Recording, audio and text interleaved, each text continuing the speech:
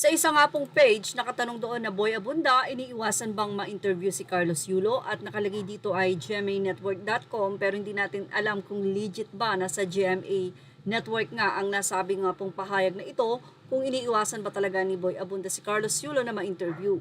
Sinagot naman ito ng isang Facebook page na si Attorney Wilfredo Garrido. Kung di tayo nagkakamali ay isa siyang abogado. Una, si Boy Abunda ay makananay. Yan ang kanyang naging paliwanag. At alam niya ang style bulok kayo. Paawa sa interview, touchy-touchy tapos paglabas kung ano-ano lang, kabulastugan at kalaswaan ang pinagagagawa nyo. Sino bang celebrity ang mahilig magpakalat ng litrato, naghahalikan, labas dila pa at labas panty? Kayo lang. Tumigil kayo. Lahat na last na yung interview kay Most Powerful. Kung saan ay tinutukoy niya siguro dito ay si Tony Gonzaga. Nagpahayag noon si Boy Abunda at sinabi niya na siya ay pro-nanay or makinanay.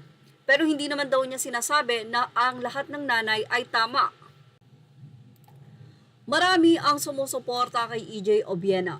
Lalong-lalo na nga nang ito ay nagkaroon ng chance na ma-interview nila Bernadette Sembrano, Boy Abunda kung saan ay mas pinili nilang interviewin si EJ Obiena kahit na nga hindi ito nakakuha ng 2 gold medal.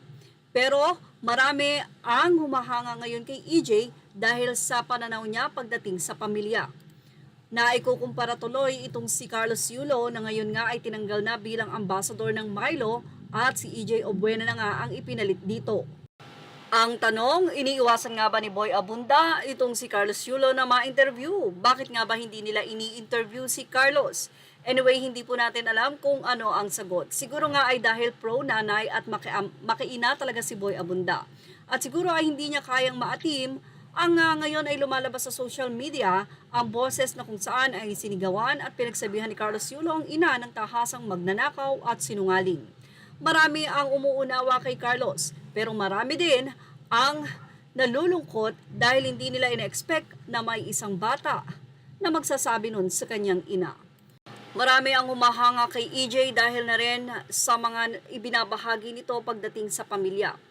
Ngayon nga ay matindi ang suporta ng mga nanay sa Milo, lalong-lalo na kapag nakita nila na mukha na nga ni EJ Obiena ang narito.